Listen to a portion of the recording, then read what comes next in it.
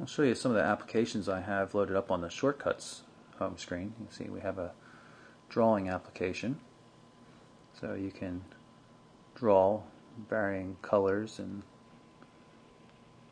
pen widths and erase stuff, and of course undo. It's pretty nice.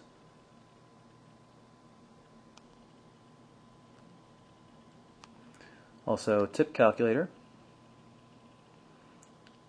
Put in the total amount of the bill. We'll say it's $36.58, and we're going to tip 17%. We're going to split it between two people, and it automatically calculates it and shows you that you owe $21.40 per person. Another thing you can put on here is, quick access to powering Bluetooth on and off, web browser, media center, mobile email. Mobile email application costs a little bit of money depending on what data plan you have, $5 or free. I have it hooked up with a test Gmail account just so you can see how it works.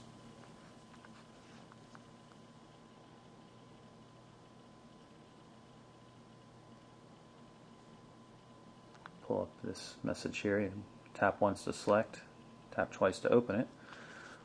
Works in landscape and portrait modes, so you can scroll through and read the text. You don't have much control in terms of font size or anything like that, though, which is a bit of a downer. This is the SMS inbox. You can see you can scroll through it like this. You can only really get 2 entries on the screen at a time, which is kind of annoying, but it's not the best formatted in terms of showing the messages. It's kind of difficult to see which part is actually the message. They could have done something with the color or with a couple of lines or something like that, but it's workable. Create a new text message here. Now you can always look up based on contacts. We'll send it to John Doe here.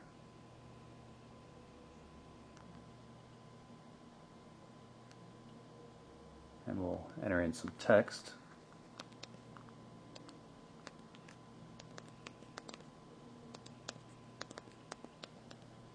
You can see that you can also use the device in a vertical format with a virtual keypad. I took off the QWERTY keyboard just to make it easier to demonstrate how it works.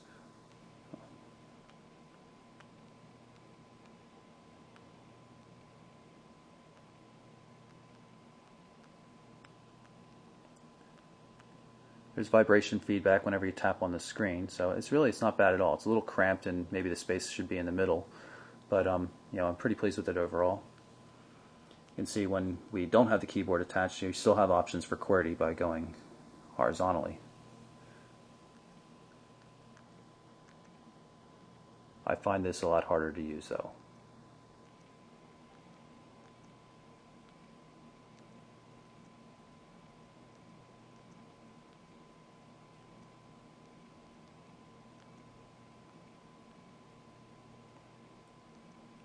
But it would be handy for entering in passwords and things like that.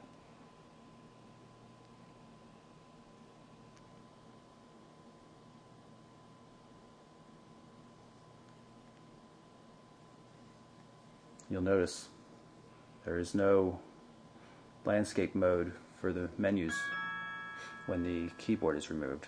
And here's the new message. This is actually a message telling us that it was an invalid number, which we knew. Another thing worth pointing out is that the device comes with a stylus that you can attach, and it supports handwriting recognition. So if we just drop the lid over there and tap here, you can use the stylus or your fingertip really to write.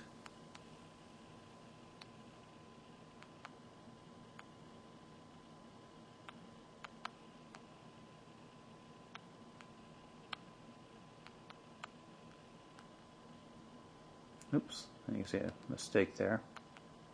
Get a little too sloppy.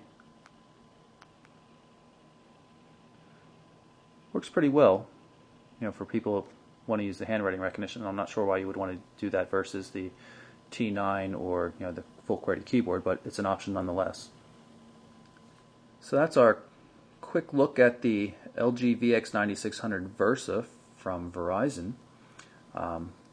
Versa is meant to be compatible with a number of different modules. Right now the QWERTY keyboard module is the only one available. We're not sure what else they're going to come up with, but we're interested in seeing it.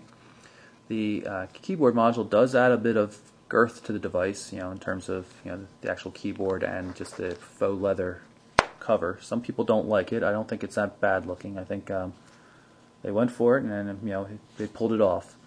It also has a nice external OLED display and everything. So very flexible device, does a lot of things, nice screen animations, good user interface in general. The browser is a little bit weak, and Wi-Fi would always have been nice, but Verizon doesn't really like having Wi-Fi on a lot of its feature phones. So apart from that though, I think this is a real winner. If you were a fan of the LG Dare, I think this is a definite worthy upgrade for you.